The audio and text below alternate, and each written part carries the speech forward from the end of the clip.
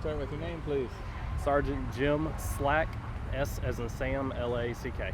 Can you tell us about these two people arrested? How did you find out about this first? Right, so our office got an anonymous tip.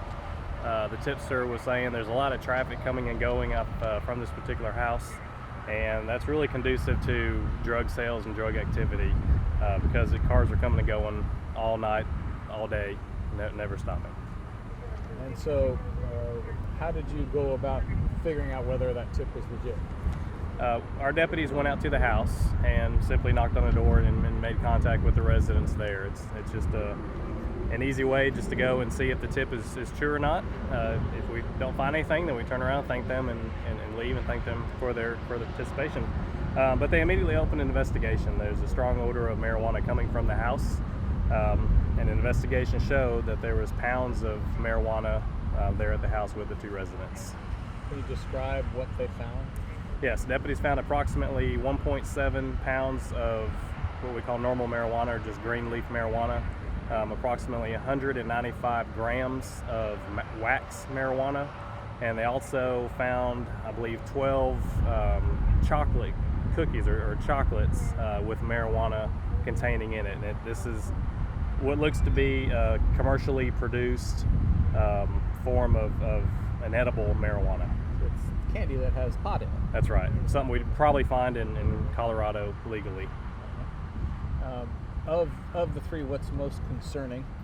Most concerning to us, marijuana in general. That's a lot of marijuana to have at one person's house, almost 2 pounds of it. But the marijuana wax is a super highly concentrated form of THC, and just a little dab will do you. And of course, the cookies or the chocolates of marijuana, easy to consume. Someone who doesn't like smoking can easily consume this marijuana. Gets a high THC content. We have Halloween coming up. We don't want this to get into kids' hands, and luckily we were able to get it before it got out into the public. Yeah. How concerned are you that this sort of thing can end up in kids' hands, especially people going door to door at Halloween? It's very concerning. You don't want a product that's so easily accessible or so easily consumable even, that anybody can have it and then get the rush or the high that you would get from marijuana. So we were happy to be able to intercept these products, get them off the streets, and the kids are a lot safer now. The candy in particular, it must have been purchased there and somehow brought here or shipped here?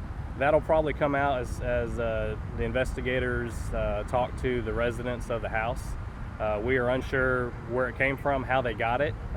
Like I said, we can assume that this is a product that you can walk into a store in Colorado and buy, but here in Texas, it's very legal to have. I was just looking up the name on the label of that picture, and it came back to a dispensary that seems to be licensed in Portland, Oregon. Okay. Oregon's the same as Colorado. Yeah. It's legally able to be bought there. Yeah. Of course, not in Texas. So if it's legal there, it is legal there and only in that community, right? That's correct. Only allowed to purchase it in places that's allowed to be purchased or possessed. And so if it ends up here, then it's illegal. It's a felony. These two residents were charged with 2 counts of felonies, one possession and the other manufacture or delivery of a controlled substance. You think these are dealers? It looks like this house was being used to sell drugs out of, yes. With the cars coming and going and the amount of narcotics that were present at the house, many of them individually bagged, yes. The wax marijuana, I'm just not familiar with. How does the user go about getting that high? From what I understand, you take a very small amount of the super concentrated THC or marijuana and you smoke it. So they can smoke it in different variety of pipes and bongs. More often we see them in the e-cigarettes, the fillable e-cigarettes. Oh, then put them in there. Absolutely. They call them puffers. I got you. Okay. And can you still smell that it's pot? Absolutely. It's smoking? a very, very, very strong odor of marijuana, yes. And so finding 95 grams of that stuff, Yes. that's a significant amount? It's a very significant amount of wax marijuana, yes it is. And so does that up the charge then?